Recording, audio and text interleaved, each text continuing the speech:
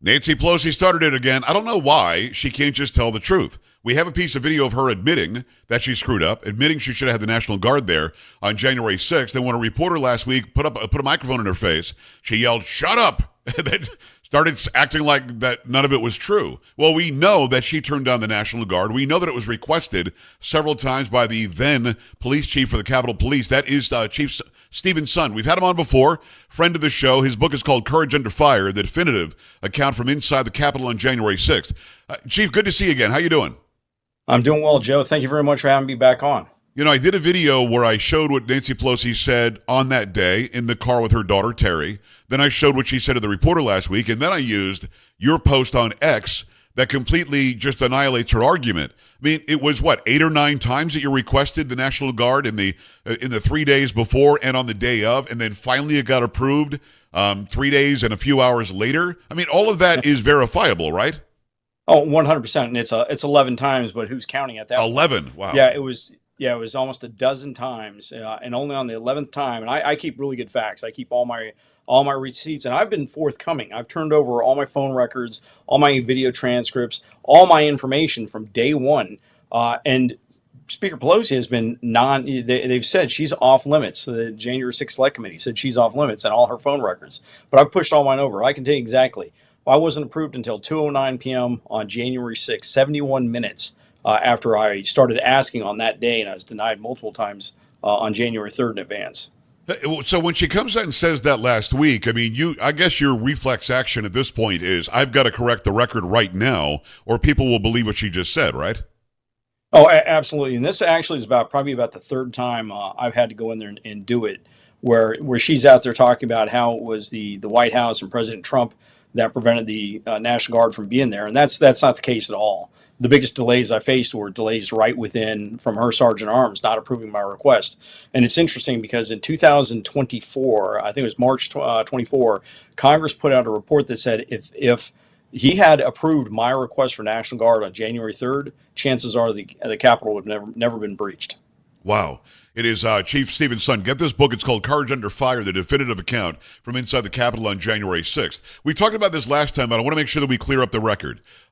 When Kash Patel, who was then the chief of staff of the DOD, when he said under oath to the January 6th Unselect Committee, when he said that the National Guard was offered up 2 days before, or whatever it was, he was in the Oval Office. That decision was being made by the president. It was offered to Muriel Bowser, the mayor of D.C. She actually, they've got a signed letter for her saying, that she doesn't want it.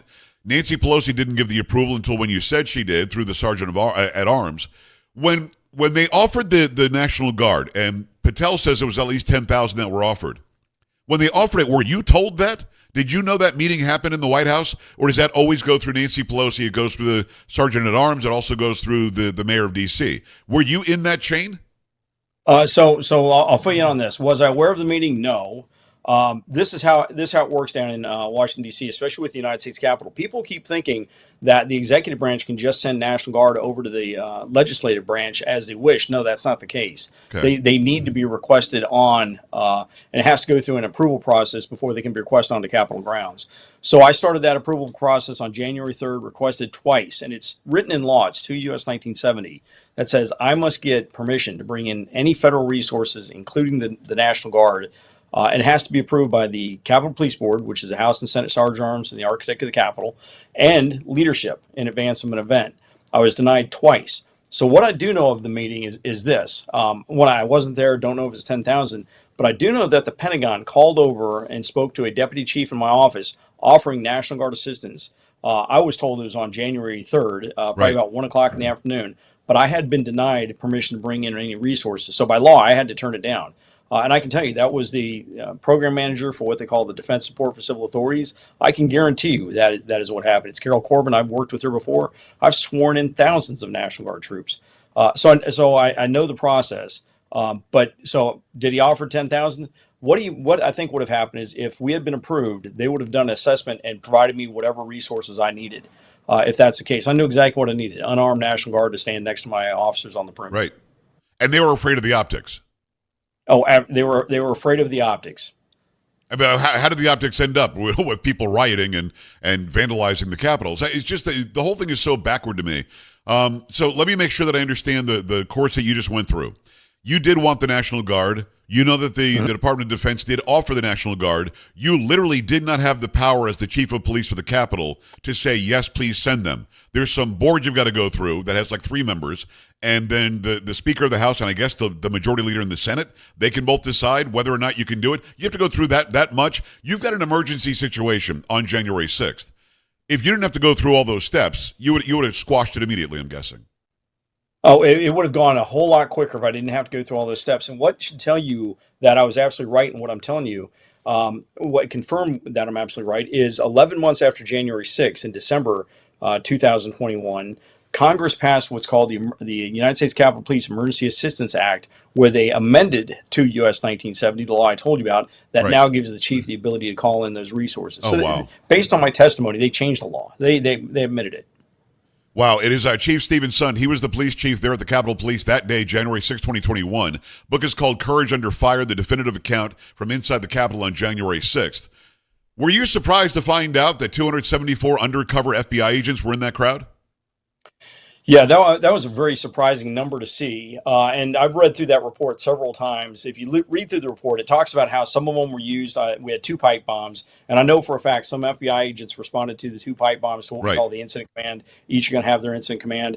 And then when I was calling the FBI to send me assistance, I was told they sent me 55 special agents to assist with crowd control up at the Capitol. So Right. we got a big difference between the 275 and whatever that might add up to, maybe 275. So I don't know. I've always said I suspect there's going to be some special agents in the crowd. I'd be surprised if it's that many. That's a lot of special agents. Chief, you're going to know this better than I will, but I'm going to make an assumption. If you want federal agents to go there to help with crowd control, wouldn't they be marked? Wouldn't they say FBI in the front and on the back? Wouldn't they be there with riot gear? I mean, how are you controlling the crowd being undercover, looking like you're part of the crowd? Oh, absolutely. When I put out an emergency call, when I finally got approval, I was talking to the FBI even before I had the federal authorization. Right. And for them to come over and help me with crowd control, you're absolutely right. We had a staging location set up. I've had to handle critical incidents before. I would have wanted them absolutely in uniform, some type of uniform or some type of vest that identified who they were. Because if not, I really can't use them. We run into too big of a problem of what we call blue on blue violence, which means my police officers who are armed and in full uniform won't know who these people are, and you have a Right. chance of a friendly fire. So yeah, we're going to watch out for that. I'm a big opponent of having anything that might put officers' lives in danger like that. So we had it all set up. We had a staging location. We knew where we were going to deploy them. So yeah, we would have need them to have some type of marking on their uniforms. It's Chief Stephen Son, former Capitol Police Chief. He was the chief that day on January 6th. I got to ask you about the video we've all seen now. We do see Capitol Police officers opening the door and allowing people in. Now, generally speaking, it's the people's house. Generally speaking, people could go and visit. Generally speaking, it's very orderly. It's not where you're breaking through windows, which not that many people did that. There are a lot of people who went in the door. Having said that, you do see some video of them letting them in. Is it a matter of there are 2 cops and 5,000 people? What are you going to say? I mean, what goes on there? Have you seen those videos I'm talking about? So it's best. I've seen a couple different videos. I've seen one video where you have an African American female that's kind of waving. It looks like she's waving to the crowd, and then you see the crowd come up, Right. advancing across what is, I believe, the east front of the Capitol toward the Capitol. It looks like she's waving them into the Capitol. She's actually waving to some of the other law enforcement agencies that we had called in that were all on different radio channels Right. and telling them we're going to a fallback position. So that was one of the things. Another one, and I've talked to an officer that's in one of the pictures where he's just kind of standing back as the crowd's walking by him, Right. walking into the Capitol. Matter of fact, I think somebody stops and takes a selfie with him. Right. And his response is, "What am I supposed to do? I'm Yeah. one officer, 1 or 2 officers, like you said, against 300 people. Every day, if it's a usual day, people come by, they're courteous, things like that." He goes, "Today, we just didn't have the manpower to stop it, so I just stood my post as they went by." And I agree with you, Joe. Not all of these people were disturbers. Not all of them were going in there and assault my officers. I think we had a number of people that I refer to as strap hangers. They looked up, they saw people going in, they weren't sure, hey, let's see what's going on, and followed Right. along. Right. Versus those that were intent on causing violence to my officers. It is Chief Stephen Sund. Have you gotten, since we spoke last, have you been contacted by the House or by the Senate or by the President to talk about what happened to you? Because if I'm correct, you still don't have any of your benefits. You were stripped of your title. You lost your job. Is anybody coming to your aid? They should be. So Chairman Loudermilk, who's the chairman of the previous January 6th committee and of the upcoming January 6th committee, is in support of the returning of my retirement benefits. So he's working it. We're trying to get some more congressional support. I think we are with some other members of Congress. I haven't talked to anybody over at the White House yet. Okay. But he's been a little busy doing, handling world peace He has and stuff been, like that. So I completely understand that. But I do appreciate it's people like you that keep bringing it out into the media that actually is going to probably get me across the finish line. I know that people named Trump do watch and listen to my show, so hopefully they're going to hear this and have some sort of a sit down with you. It's not like you've got to be pardoned or anything. You weren't brought up any charges, but how did they just said you're fired, no benefits? How does that work? I mean, you were 25 years with Metro Police? You were the Capitol Police chief? How is it that you don't have your pension? I don't get it. Yeah, so I'm 25 years with DC Police. I have my retirement at DC Police. Right. I come over to Capitol Police, and I was just months away from being vested when Pelosi went on TV and demanded my resignation and actually lied about me on TV, saying she never talked to me that day. The big problem we have is I'm the one that tried to prevent this days in advance, tried to prevent it repeatedly, and was forced out. I had a great relationship with my officers. I still talk to many of those officers today, both MPD and Capitol, and was doing a really, really good job up there. And I would have planned to have been there still today.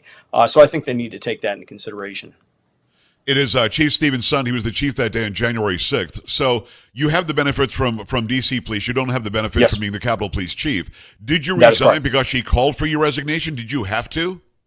When I look back and I checked with, my general counsel, I checked with my CAO, who both have been up on the Hill for many years to find out what are the chances of me surviving. And quote, they told me when you have the speaker's target on your back, you're probably not going to survive. So I thought about it and I inquired with my wife, and at that point I hadn't slept for 38 hours and was dealing with a little bit of stress. And if I knew now what I knew, if I knew then what I know now, I would have never done it. I would have said, hey, not a problem. I'm going to go ahead and call a press conference right in front of Capitol Police headquarters and lay out everything I know on the line. That's why immediately days after it, I started bringing all this to the attention because at the time I was just shell shocked, trying to get through it. So, Courage Under Fire, the definitive account from inside the Capitol on January 6th. It's former Capitol Police Chief Stephen Sund. I want to ask you about Officer Byrd. I don't know if you know the details of that. Did he work for you? This guy that killed Ashley Babbitt? Yes, he was a lieutenant. I believe he was a lieutenant at the time. I think he's been promoted since. He was one of our lieutenants that was assigned to the Capitol chambers. But as far as the shooting itself, I was removed and literally removed out of my office within 48 hours of that. So you weren't even part of that investigation then? No, I would have liked to have been part of the whole after action, the whole investigation. But no, I have no idea of what he may have said in a statement. Any of his, any. Oh, no, I don't. Yeah, I'm not putting you on the witness stand. I'm just wondering. This guy had a checkered past. This guy left his service pistol in the bathroom that was found by somebody else. I'm not really sure why he was an undercover Capitol Chambers police officer at all. And we've all seen the video now. And, this is a little tiny woman, 5'1", 100 pounds. I don't know why she's dead. But if you weren't even the chief anymore after that, you weren't part of the investigation, you probably adding anything probably wouldn't be helpful at this point, I would guess. But as somebody with all the decades of experience, I'm not asking you to indict anybody, but do you think that there should have been any gunfire at all? Because nobody who was a so-called insurrectionist or rioter that day ended up having a lethal weapon on them. It could have been an insurrection. Nobody brought any guns or anything, and I don't want them to. I'm glad they didn't. Yeah. But so was there a necessity for gunfire, do you think? So my position all along is this would have never happened if they had listened to me at the very beginning. We wouldn't be here talking, and it would just be another event in Washington, D.C. That would have prevented it. Again,